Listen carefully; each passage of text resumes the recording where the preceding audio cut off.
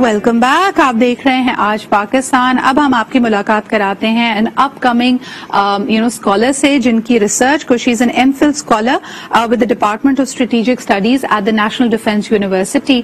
और अच्छी बात यह है, the reason why we are featuring her in the show today is because she is the first Pakistani who has been selected for a programme at the Hiroshima ICAN Academy. और इसके बारे में आपको बताते चलें कि this is more towards raising the awareness and responsibility of every state जिसके पास एक न्यूक्लियर असासा है, क्योंकि ये एक असासा या एसेट होने के साथ साथ एक बहुत भारी जिम्मेदारी भी है। तो ये इंस्टीट्यूट काम करता है टुवर्ड्स के आपकी आगे आपकी अवेयरनेस बढ़े कि किस तरह एक रिस्पॉन्सिबल स्टेट को एक्ट करना है। कॉन्फ्लिक्ट अगर हो जाता है तो बिल्कुल लास्ट रिजोर्ट के तौर पे, लेकिन ऑफ कोर्स हम अपने नेक्स्ट डोर नेबर को देखते हैं जो कि ऑल्सो एक न्यूक्लियर कंट्री है। तो दोनों के दरमियान जो टेंशंस हैं उसको कम करना एक अव्वलीन यहाँ पे हदफ बन जाता है। आइए मुलाकात करते हैं। हमारे साथ मौजूद हैं कोमल अली शाह। अस्सलाम वालेकुम कोमल। वालेकुम अस्सलाम। कैसी हैं आप? And many congratulations. मैंने बड़े मुख्तसर अंदाज में लोगों को बताया है, लेकिन मुझे बताइए कि ये इंस्टीट्यूट बेसिकली किस तरफ कोशा है, और आपके अपने प्रोग्राम जिसमें आपकी सिलेक्शन हुई है उसके बारे में भी बताइए। जी शुक्रिया, पहले तो बहुत बहुत सिद्रा इकबाल के शो में इनवाइट करने के लिए। आई स्टार्ट विद कि ये प्रोग्राम जो है हिरोशिमा आईकैन एकेडमी है क्या, क्योंकि अभी भी बहुत कम लोगों को इस प्रोग्राम के बारे में अवेयरनेस है। आईकैन हिरोशिमा एकेडमी बेसिकली एक एकेडमी है ग्लोबल जो काम करती है पीसफुल और सिक्योर वर्ल्ड की तरफ, और इसका प्राइम फोकस है नॉन प्रोलिफरेशन और डिसआर्ममेंट और eventually abolishment of nuclear weapons from entire world. ये किसी एक कंट्री या दो कंट्री के पास न्यूक्लियर वेपन्स होने की बात नहीं करती, ये बात करती है कि हम एंटायरली यूएस से लेके यूके से लेके चाइना से लेके तमाम स्टेट से न्यूक्लियर वेपन्स खत्म करें। क्यों? क्योंकि अगर खुदा ना खास्ता ये यूज हो जाते हैं तो इनका इम्पैक्ट इतना ड्रास्टिक है कि इंसानियत के बचने के चांसेस बहुत कम हैं।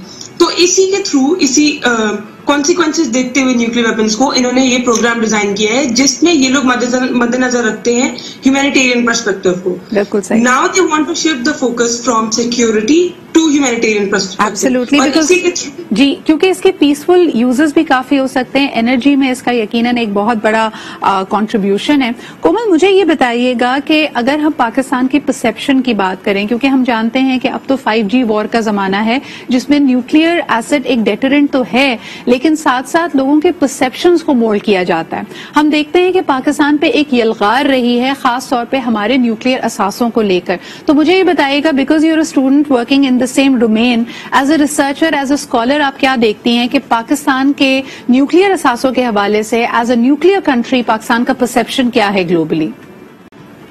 बिल्कुल, this is a very important question. क्यों? क्योंकि अक्सर जब भी साउथ एशिया के न्यूक्लियर वेपन्स की बात होती है तो somehow the western academia, the western media पर से सारी जिम्मेदारी पाकिस्तान पे आती है कि पाकिस्तान सबसे पहले डिसआर्ममेंट की तरफ जाए। बट जो सबसे एक मेन पॉइंट यहाँ पे मिस कर दिया जाता है वो ये है कि पाकिस्तान ने न्यूक्लियर वेपन्स एक्वायर क्यों किए। अगर हम वो रीजन देखें तो हमारा रीजन ही इंडिया से इमर्ज करता था। हमने सिक्योरिटी की वजह से एक्वायर किया है। तो अगर नॉन प्रोलिफरेशन की जहां बात आती है तो हम अपना थ्रेट परसेप्शन इंडिया से इमर्ज होता है। सेकेंडली, जहां पे आती है बात इंटरनेशनल इमेज की, now Pakistan has emerged as a very responsible nuclear weapon state. Why? क्योंकि इसने IAEA, which is an International Atomic Energy Agency, उसके अंडर जितने भी सेफ गार्ड्स हैं उसके तहत पाकिस्तान कंप्लाई करता है, और पाकिस्तान का रिकॉर्ड न्यूक्लियर वेपन सिक्योरिटी में और कमांड एंड कंट्रोल में बहुत ही रॉबस्ट रहा है, जिसकी वजह से नाउ ग्लोबली पाकिस्तान को एक रिस्पॉन्सिबल न्यूक्लियर वेपन स्टेट की तरह देखा जाता है। बिल्कुल सही। मुझे ये बताइए कोमल कि जैसे आपने खुद कहा कि डिसआर्मामेंट की तरफ अगर कोई भी एफर्ट्स होती हैं तो यकीनन जमीनी हकायक को देखना पड़ेगा। हम जैसे अपनी नीड को हम डायरेक्टली अपनी डिफेंस स्ट्रैटेजी से जोड़ते हैं। You are a defence strategy analyst and researcher. मुझे ये बताइएगा कि भारत तो किसी तरह भी स्लो डाउन होने की तरफ कोई इंडिया नहीं दे रहा। वी ऑल नो कि जहां वो मिलिट्री माइट की बात की जाए, वेपन्स एंड न्यूक्लियर एसेट्स की बात की जाए, भारत बहुत एम्बिशियस है। उसका एक बहुत बड़ा बजट का हिस्सा इसके लिए मखसूस है। हम कश्मीर की तरफ देखते हैं, हाईली मिलिटराइज्ड है। अगर हम इंडियन ओशन की तरफ देखते हैं तो वो नेवी माइट भी अपनाना चाहता है। इस सब को देखते हुए आप क्या फ्यूचर प्रिडिक्ट करती हैं फॉर साउथ एशिया?